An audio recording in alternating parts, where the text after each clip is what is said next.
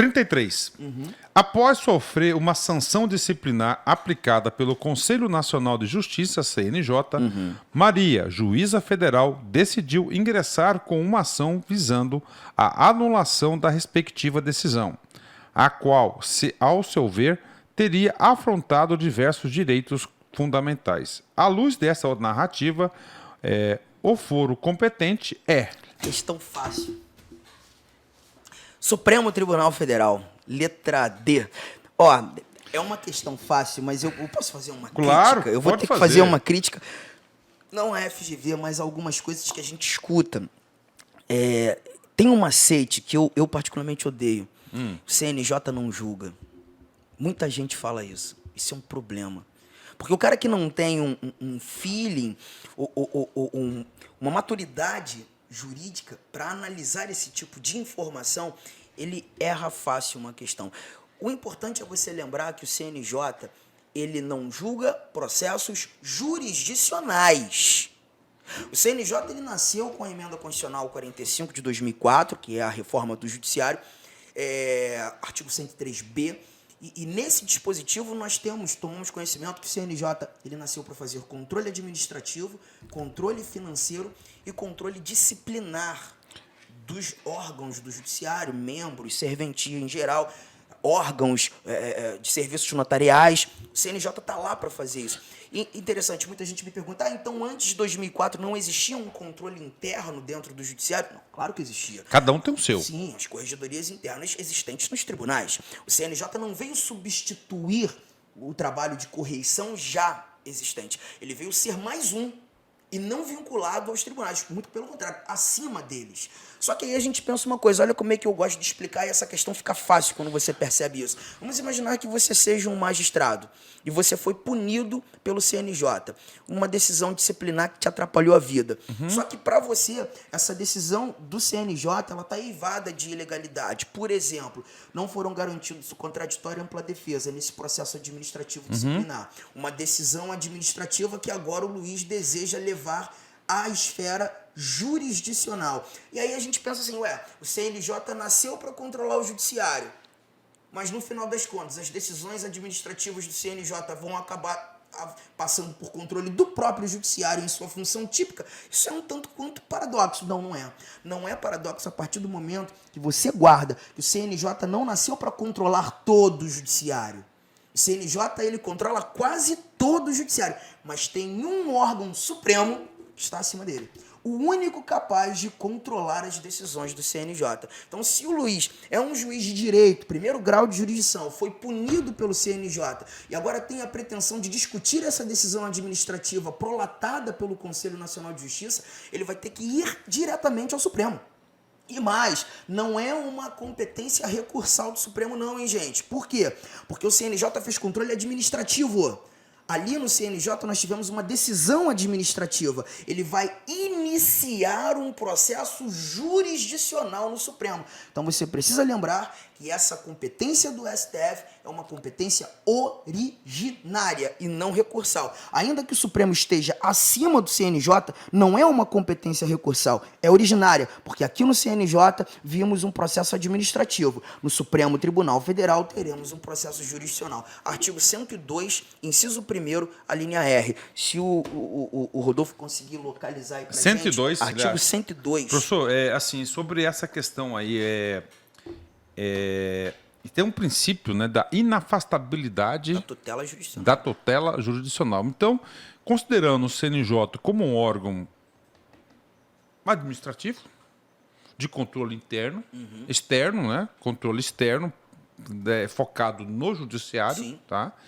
Então, as decisões ali, você não pode tirar um direito fundamental da pessoa, mesmo ela sendo penalizada ali pelo CNJ, de recorrer ao judiciário. Não. Aí, qual que é o foro para recorrer? Supremo Tribunal Federal, como você agora você bem explicou, ele não faz parte, está acima dele. Está acima dele. O Supremo é o único órgão da estrutura judiciária que não encara o controle do CNJ. E é o único capaz, inclusive, de controlar as decisões administrativas. Professor, do passando CNJ. agora para um assunto aí que é muito discutido aí, a gente não quer entrar em política, direita, esquerda, entendeu? Já até sei. Não, eu não. Vambora. Mas é o seguinte, um assunto aí é o seguinte. Falo muito, professor, de impeachment de membros do Supremo Tribunal Federal. É possível? É possível. Aonde que se processa Previsto na isso? Constituição. Artigo 52, inciso 2º. Compete ao Senado Federal processar e julgar os ministros do STF pelos seus crimes de responsabilidade. O mais interessante, olha só, eu gosto muito desse bate-papo, porque a gente Vai, não volta, combina nada e vai fluindo. Olha que barato. Os magistrados, eles gozam de uma garantia muito sensacional, que é a vitaliciedade. Né? Artigo 95, inciso 1º. E os servidores da estabilidade. A estabilidade para os servidores, em geral, né?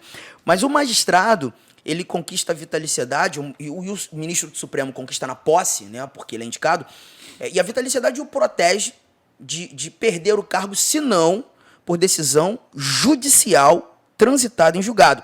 Bom, gente, se estamos falando de uma decisão judicial, nós estamos tratando de um produto resultado de trabalho do judiciário. E aí vem a pergunta: ministro do Supremo tem vitaliciedade? Sim, tem. Mas se ele encarar um julgamento de crime de responsabilidade, que não tramitará no judiciário, tramitará no legislativo, ele será julgado pelo Senado. Será que o Senado pode fazer com que esse ministro do Supremo perca o cargo? Já que ele tem vitaliciedade e a decisão do Senado não é uma decisão judicial? Pode. Pode. Os efeitos dessa perda de mandato, né? Mas ele continua recebendo. Não, ele deixa de ser magistrado. Ele perde o cargo. Não é uma aposentadoria compulsória. Não é. Não ele perde o. Perda do cargo. Ele deixa de ser magistrado. Então- Isso aconteceu com o Nicolau dos Santos, presidente do Tribunal Regional do Trabalho de São Paulo. O Lalau, né? O Lalau. Ele, por conta daquele desvio de milhões de reais na construção daquele novo edifício lá do TRT São Paulo, ele não encarou o Senado porque ele não era ministro do Supremo, ele era um desembargador do TRT, então ele foi julgado pelo STJ. Ele perdeu o cargo, não foi aposentadoria compulsória. Antes de morrer, ele já não era mais magistrado. E isso acontece também. Um exemplo, vamos criar um exemplo aqui. Quando, eu não quero entrar também nesse ambiente de política, mas eu vou só fazer aqui o script. Quando o Alexandre de Moraes mandou prender pela primeira vez o Daniel Silveira, Sim. deputado federal, muito se discutiu naquele momento e o Alexandre de Moraes ultrapassou os limites da jurisdição. Ele era vítima e ao mesmo tempo um julgador. Pois é. E aí a gente ainda teve um outro detalhe em decorrência do aquele flagrante continuado, em decorrência do play do YouTube. Muita gente discutiu o crime ser ou não ser inafiançável, né? Porque precisa ser inafiançável. E agora a pena. Mas o problema é que, para muita gente, o Alexandre de Moraes cometeu crime de responsabilidade. Para muita gente, duas pessoas em especial. O Cajuru, senador, protocolizou uma petição de crime de responsabilidade contra o Alexandre de Moraes no Senado. Aquele Caio Coppola, que é um sim. que eu gosto muito dele, também protocolizou uma petição de crime de responsabilidade contra o Alexandre de Moraes. E o legal dessa conversa é já para mostrar para todos os nossos telespectadores que qualquer cidadão é parte legítima para protocolizar petições de crime de responsabilidade contra qualquer autoridade. Lei de crime de responsabilidade é uma lei antiga, né? De 1950, 1079. Os caras não alteram essa lei de jeito nenhum, né? De jeito nenhum. Tanto é que a lei é cheia de lacuna, né? Porque quando a Dilma encarou o processo de crime de responsabilidade, em decorrência das lacunas da lei, que é da década de 50, o Partido dos Trabalhadores teve que ajuizar uma ADPF, uma arguição de descumprimento de preceito fundamental, foi a DPF 378, julgada em dezembro de 2015, e o próprio Supremo teve que redesenhar muitos passos daquele rito do processo de julgamento. Que foi utilizado na Dilma depois. Pois é. E aí depois não pode voltar atrás, né? Pois é. E professor, só já que você falou um pouquinho desse negócio aí do Daniel, depois a gente continua aqui. O decreto de graça do Bolsonaro é legítimo? Está dentro das 4 linhas, como ele sempre disse? Vamos lá, eu vou tentar, quer dizer, preciso ser imparcial. Faz parte do jogo. É legítimo. Artigo 84, inciso 12 da Constituição. Tá lá. Tá lá. Sem necessidade do crivo, aprovação de ninguém. É competência presidencial. É prerrogativa dele. Sim. Só ele que pode exercer no exercício do cargo. Conceder indulto, comutar penas. É dele. É dele. Beleza. Competência dele. Só que é um ato discricionário. E aí você, como professor de direito administrativo, a gente entra num outro ambiente. Atos discricionários podem encarar o controle jurisdicional? Por isso que criaram o artigo 84 da Constituição e esse inciso. Pois é. Mas é uma problemática danada, né? Para mim, sim. Se porventura é evado de ilegalidade, desvio de finalidade, né? O princípio da impessoalidade. Agora, se aconteceu, Luiz, eu não quero entrar nesse mérito, porque eu posso parecer um pouco parcial. Eu não quero, entendeu? Porque para muita gente, eu vi muita coisa, muita gente falando assim, Arthur, mas não seria razoável o presidente agraciar alguém que não seja do ambiente dele? A graça acaba tendo esse caráter um pouco pessoal. E esse instituto foi utilizado, né, por outros presidentes Pelo já. Temer. Vários, né? Pois é, mas o Temer foi coletivo, foi indulto. Coletivo, né? Então, vamos lá, só pra gente... Última pergunta, professor. Opinião pessoal sua. Você acredita na invalidação do decreto de graça por parte do Supremo Tribunal? Acredito. É possível. Eu acredito que possa acontecer. Assim, aí é uma questão de interpretação. E se isso acontecer, qual que seria a resposta do Executivo? Não tem o que fazer. Nesse caso... E o 142 da Constituição? Que fala das Forças Armadas... Não é palavras minhas. Né? Isso aí foi Yves Grandes, né? Um jurista... Que é do TST, né? Um cara... Um TikTok que eu assisti, uma live dele, né? E ele falou sobre esse assunto. Ele também é de constitucional também, é um cara bem respeitado aí no meio, né? Eu particularmente não sei se a lei da garantia e da ordem, que é o que o 142 discrimina, teria o poder de derrubar... Não, de restabelecer a igualdade entre os poderes. Mas aí restabelecer, eu não consigo chegar em qual sentido. Mas eu vejo o seguinte, afastando a capacidade do Supremo de decidir. Não é de ficar se afastando. É que eu vejo o seguinte, professor, tá? Os três poderes são harmônicos entre si, artigo 2º. Montesquieu, separação dos poderes, né? Tá lá e tem que ser assim, porque se tiver um poder só, ele é absoluto. Né? Você pega o absolutismo, onde houve maior concentração dos poderes, né? Ali no final da Idade Média, né? E o início da Revolução Comercial na Europa, e aí criaram os poderes, né? Porque eu vejo assim, se o Legislativo derrubar um decreto constitucional, discricionário, ele estaria invadindo o espaço de outro poder. Mas aí eu posso fazer... Vou fazer um comentário aqui interessante. E outra coisa que não vi ninguém comentando sobre isso. Não vi. Mas olha que barato. Fecha nele, Rodolfo. Vai lá. Olha que barato. Eu não sei se você lembra que em janeiro de 2018, Temer era o nosso presidente e o Ministério do Trabalho e Emprego ficou vago, sem um ministro de Estado. E aí ele teve uma reunião com a cúpula do PTB.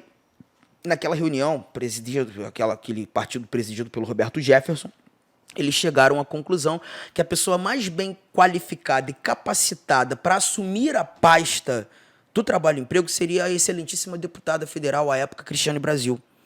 E marcaram a nomeação dela para a semana seguinte.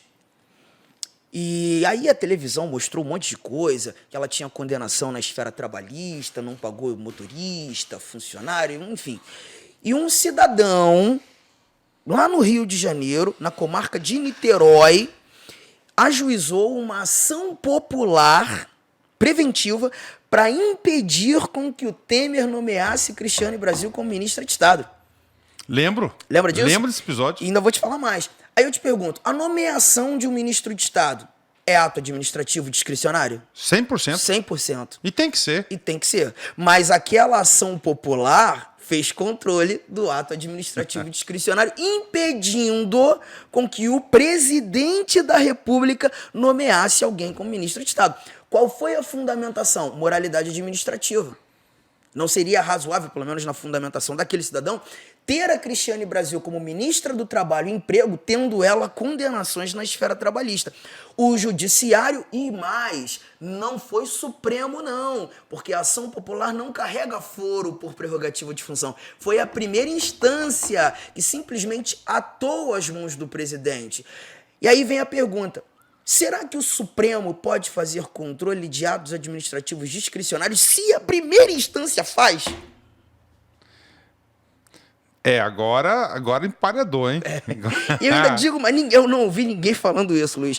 Mas Rodolfo, você vai fazer um corte disso aí, tá? Um corte desse, vamos colocar nas redes sociais. Pode publicar? Pode. Ainda te digo mais. Eu não sei por que nenhum cidadão impetrou ação popular. Qual o fundamento, Arthur? Moralidade administrativa, os princípios da administração, para derrubar a graça do presidente. Mas foi feito, em primeira instância lá em Brasília. Ah, já foi? Foi feito. Isso eu não acompanhei. Foi feito e o juiz lá já arquivou. Ah, ele decidiu pela Sim, improcedência? ele arquivou, já foi feito isso já. Mas ele conheceu da ação. Não, ele recebeu a ação e viu que não tinha fundamento e arquivou. Ele falou, a decisão foi o seguinte, que o presidente agiu dentro das suas prerrogativas. Então né? ele analisou mérito. Analisou, né? Entendi. Tá vendo só? Então, o judiciário, nesse caso, pelo menos esse juiz federal, e certamente foi juiz federal, porque Agora, tudo isso é o seguinte, né, professor? Vamos bater a real, né? É picuinha. Picuinha sim. de um, picuinha de outro. Isso acaba atrasando a nação. Muita coisa. Entendeu? Agora, exemplos para explicar constitucional em sala de aula. É ótimo, né? Perfeitamente. Só que ainda que sejam exemplos maravilhosos para sala de aula, a gente tem que ter um cuidado danado em sala de aula para falar sobre isso, cara. Tá demais.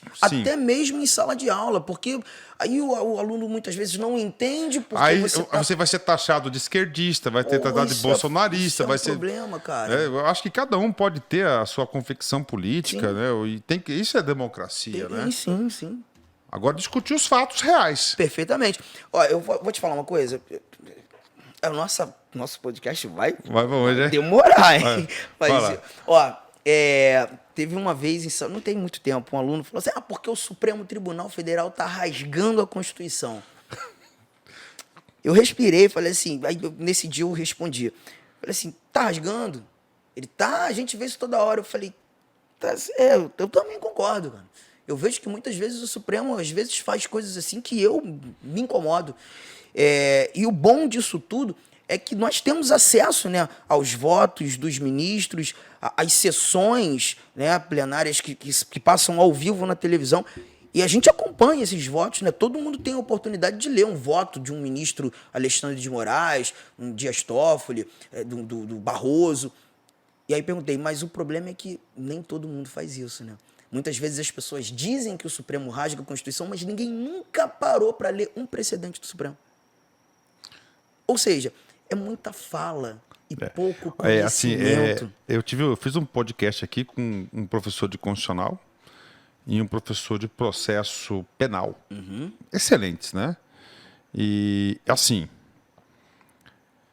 a pena, 8 anos e 9 meses de reclusão. Daniel Silveira. Isso foi unanimidade, foi exagerada pelo crime, né? E o professor do penal, o professor Marciano Xavier, muito feliz, ele ainda falou o seguinte, cara, homicídio simples foi condenado a 6 anos. Tirou a vida de alguém. 6 anos, né? Então, essa questão da pena, tá? E outra questão que nós discutimos o processo aqui um todo. Então, esse foi o primeiro ponto que realmente ali... A questão do Alexandre de Moraes, ele ser o principal vítima, ao mesmo tempo, o juiz que está sentenciando. Então, ali, né, segundo os professores aqui, recomendaria de ele se afastar da voto. Foi 10-1, então o voto dele ali, professor, não ia fazer diferença. Sim. Então, seria mais bonito para o Supremo. No caso, falou, não, eu vou me abster, que deve estar previsto no regimento interno, né, que ele pode se declarar ali impedido. Até uma causa de impedimento. Impedimento, né? Não,